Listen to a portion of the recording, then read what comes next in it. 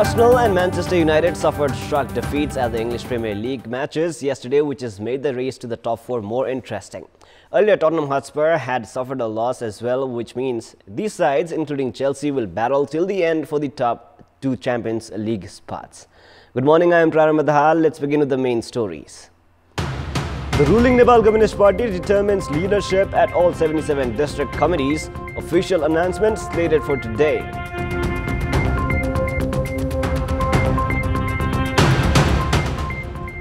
Central government extends interference upon local governments. Ministry of Education grants permission to undergo technical education to more than 100 community schools. The death toll in coordination explosions in Sri Lanka crosses 200. Scores have been injured.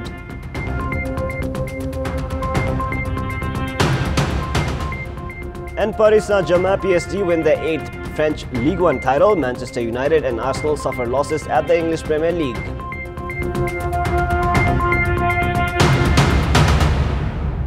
Let's now begin with the latest national political updates.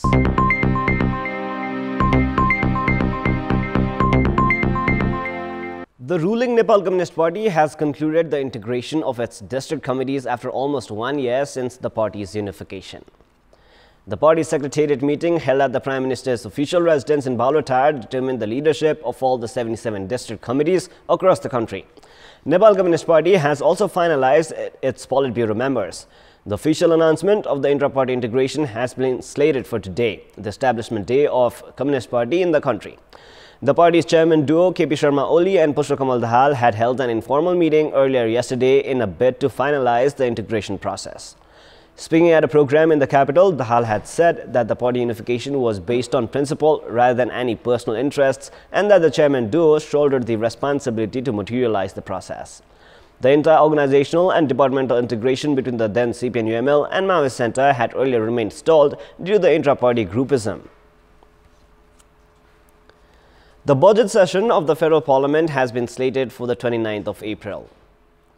The budget session has been announced by President Bidyadevi Bhandari on the government's recommendation. The government's policies and programs and the annual budget are endorsed after parliamentary discussion in the budget session. As per the constitutional provision, the annual budget needs to be submitted at the Parliament by the 29th of May. Nepali Congress has announced its national awareness campaign after some 18 months of hiatus since the party had been confined to opposition at both the central and provincial levels following the election results. However, it is yet to be seen how the campaign would help revive the party at a time the leadership itself has been lingering and sluggish and directionless modality. The role of Nepali Congress has consistently remained weak and ineffective, though the government with the two-thirds majority has been failing to live up to the people's aspiration. Let alone pointing out the government's drawbacks, the party has failed to sort out the differences within itself as of yet. The party cadres themselves are in a doubt if the proposed awareness campaign would turn out to be any beneficial for the party unless the leadership comes up with some concrete steps to do away with the intra-party groupism and power game. Analysts are also of the view that the party leadership would need to confront questions over its strategy in terms of the government's weaknesses, along with its virtually defunct sister organizations and reasons behind the prevalence of various interest groups within the party. The Ministry of Education has extended its interference upon the jurisdiction of the local governments. The ministry has granted permission to carry out technical and professional education to more than 100 community schools, despite the right to issue such a permit lies within the local governments. The ministry's move in this regard is against the existing legal provision. The local authorities, however, are ignorant about the issue. As per the Constitution, the local governments have been bestowed with the right to grant permission, manage and regulate community schools up to the secondary level. The central government has tried to defend its breaching jurisdiction, citing that it granted the permission to community schools in line with the existing Education Act and regulations, since the Federal Education Act is yet to be formulated. Experts have warned that the ministry's attempt to extend its interference by reviving the already scrapped district education offices would further intensify dispute between the central and the local governments. The proposed Nisgad International Airport has turned out to be the foremost priority of foreign investors. As many as 6 foreign companies have filed application for investment in the project. The anticipated expenditure of the project is 300 billion rupees.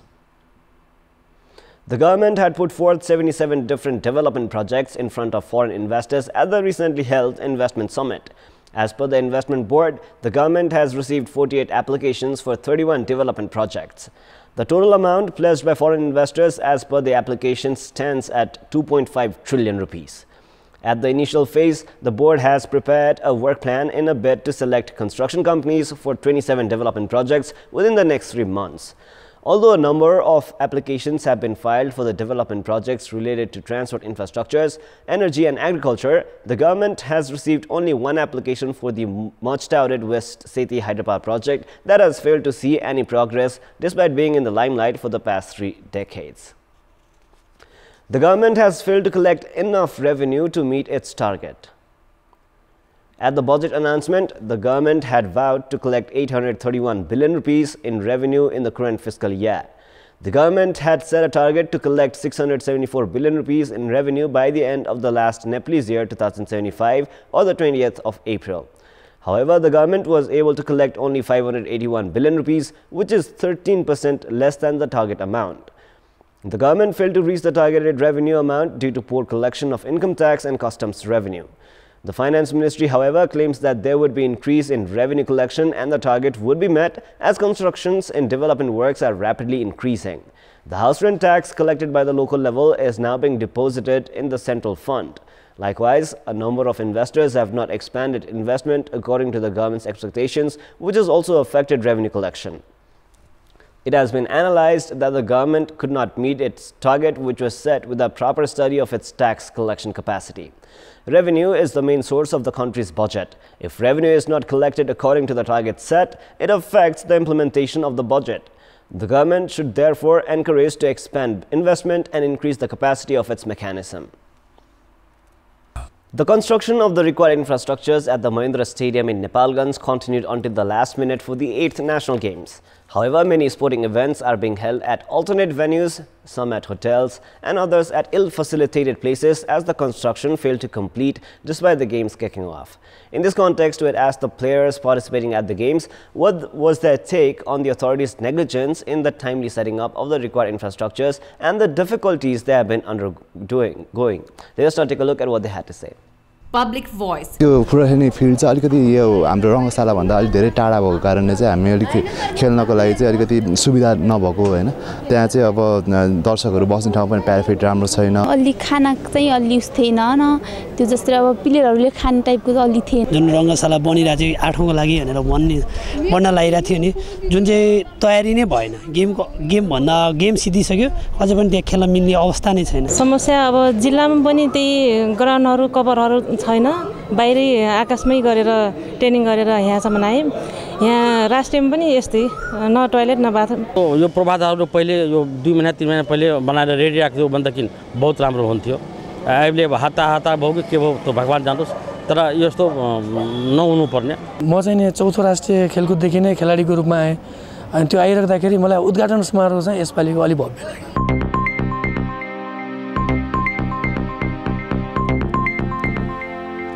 It is now time for our segment Public Pulse, where you text us with your opinion. Public Pulse.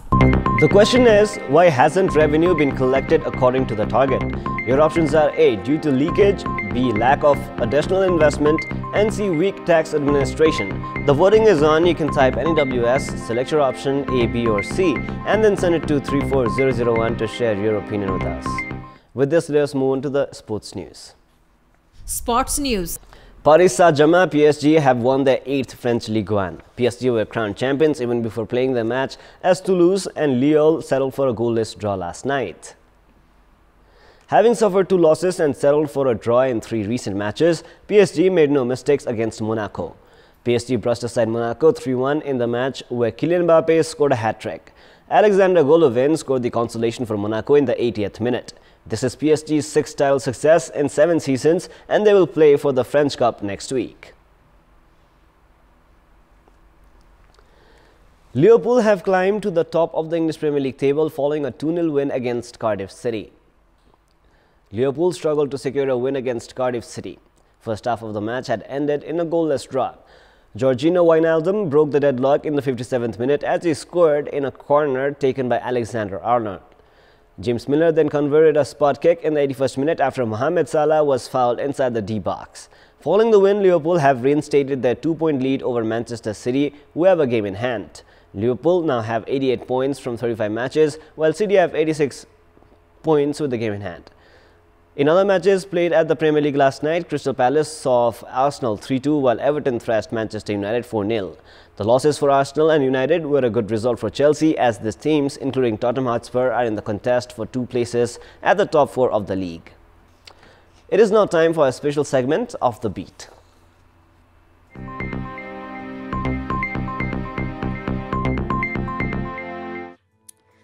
A study has suggested that millions of people are using easy-to-guess passwords on sensitive accounts. The analysis by the UK's National Cyber Security Centre (NCSC) found 123456 was the most widely used password on breached accounts. The study helped to uncover the gaps in cyber knowledge that could leave people in danger of being exploited. The NCSC said people should string 3 random but memorable words together to use as a strong password. The winner of the World Press Photo 2019 contest have been announced, selected from over 78,000 photos taken by 4,738 photographers. The winning image is by John Moore, showing Honduran toddler Yanela Sanchez crying as she and her mother, Sandra Sanchez, are taken into custody by U.S. border officials in McAllen, Texas, USA. The photo was taken in June 2018 and is entitled Crying Girl on the Border. Moore, a senior staff photographer for Getty Images, said that he thought the image touched many people's hearts as it did his because it humanizes a larger story.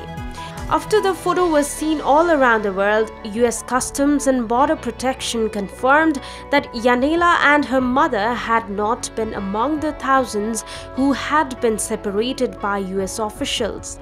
But public outcry over the controversial practice resulted in President Donald Trump reversing the policy on 20 June. 5 other photos were nominated as finalists in the contest.